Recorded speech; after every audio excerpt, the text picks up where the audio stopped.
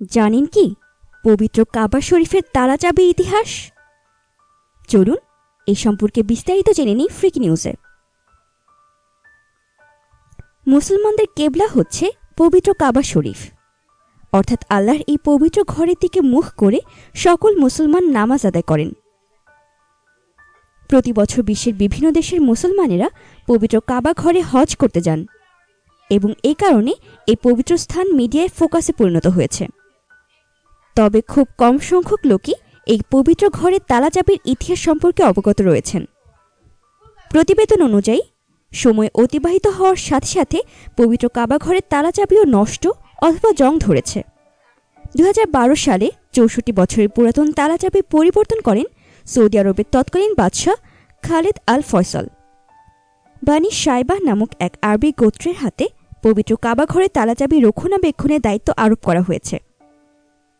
প্রায় 1400 বছর পূর্ব থেকে এই গোত্রের গণ্যমান্য ব্যক্তিবর্গ পবিত্র কাবা ঘরের চাবি সংরক্ষণ করে আসছেন। বানি সাইবাহ গোত্রের প্রধান আব্দুল কাদির আল সাইবাহ এ ব্যাপারে বলেন, কাবা ঘরের চাবি একটি বিশেষ ব্যাগে রাখা হয়। এই ব্যাগটি পবিত্র কাবা ঘরের পর্দা নির্মাণ কারখানায় নির্মিত হয়েছে। এই পবিত্র ঘরের চাবি কখনোই হারায়নি। তবে বহু বছর পূর্বে এক ব্যক্তি এই চাবি চুরি করার চেষ্টা করেছিল, কিন্তু পরবর্তীতে তাকে গ্রেফতার করা হয় এবং তার নিকট হতে কাবা ঘরের চাবি ফেরত নেওয়া হয়। ইতিহাসে পরিলক্ষিত হয় খলিফা এবং আব্বাসি, মামলুক ও অটোম্যানের যুগে কাবাঘর মেরামত অথবা বিশেষ অনুষ্ঠানের জন্য এই তালা চাবি পাঠানো হতো। কাবাঘরের সর্বশেষ তালা চাবিটি অটোম্যানের যুগে বাদশাহ আব্দুল হামিদ খানের নির্দেশে 1309 হিজরিতে নির্মাণ করা হয়। এই তালা চাবিটি আলে সৌদির যুগ পর্যন্ত ছিল।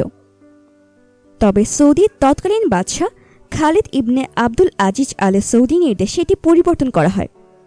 সংবাদ সংস্থা রয়টার্সের এক প্রতিবেদনে বলা হয়েছে, কাবা শরীফে এ পর্যন্ত 58টি চাবি নিবন্ধন করা হয়েছে। এ সকল তালা ও চাবি বর্তমানে জাদুঘরে রক্ষণাবেক্ষণ রয়েছে।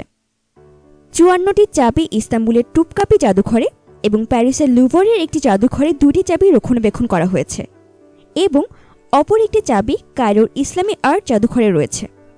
ভিডিওটি ভালো লাগলে লাইক করতে এবং কমেন্ট করে আপনাদের মূল্যবান মতামত আমাদের সকলের সঙ্গে শেয়ার করতে ভুলবেন না কিন্তু।